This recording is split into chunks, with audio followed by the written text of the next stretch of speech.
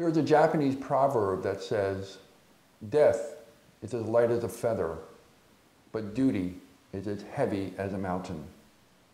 I want to show you how, when you fulfill your duties in life, when you complete your obligations, it is a central path to your happiness. For if one does not complete his or her duties or obligations in life, what lies in wait is a very, very cruel world of poverty, diminished relationships, failed work, ill health, and the other vicissitudes of misery that exist when you have not done what you need to do to complete your life's obligations. I'm Ronald Coughlin. I'm a licensed psychologist. I've also practiced and studied Shotokan karate for over 40 years, and it's given me a standard of living. What I want to share with you comes from my psychology background as well as my martial arts background. I will give you 3 tips, 3 ideas that you can incorporate into your life to achieve and move towards happiness. It comes from psychology. It's known as self-efficacy. In psychology, that refers to setting a goal and reaching the goal. Whenever you set something, you do whatever you can to reach it. That will increase your self-efficacy, which in turn increases your self-esteem, which helps you achieve more in life.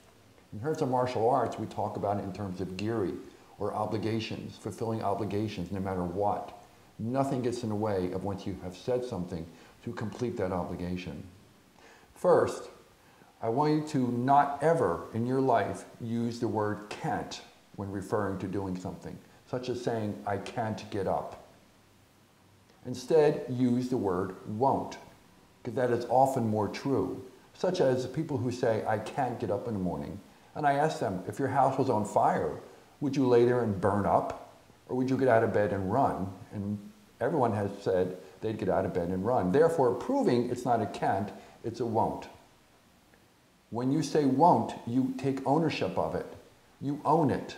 Therefore, you can change it. You can make choices when you say that, instead of saying can't, which disempowers you and renders you helpless. The next component in your search for happiness is to not pay attention to your feelings in achieving your goals. Your feelings will often take you to a place that is not in your best interest.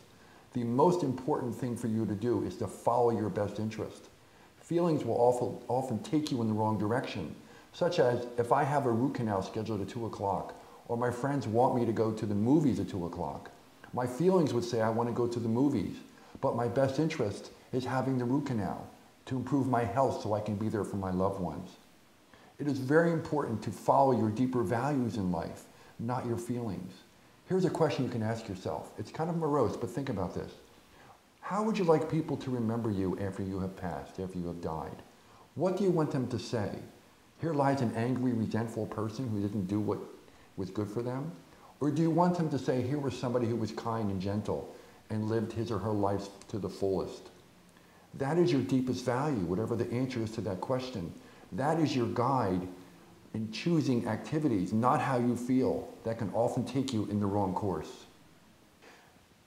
The third component in your search for happiness is never blame your behavior on someone or something else. Blame makes you powerless. It comes from a different portion of the brain over here, where problem solving comes from over here. You need to solve your problems and find solutions.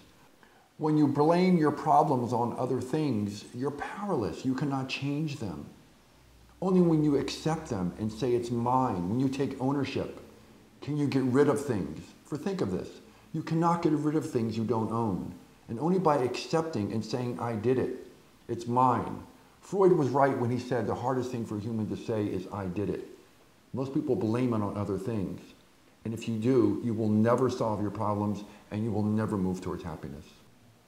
In summary, I want to remind you of the 3 points. Number 1, never say the word I can't, say I won't. Number 2, do not depend on your feelings of wanting or not wanting. Depend on your deeper values of what's important to you.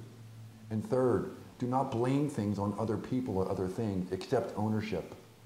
And in pursuit of happiness, you're going to have some suffering. There is hardship, it's not easy. It takes a lot of work.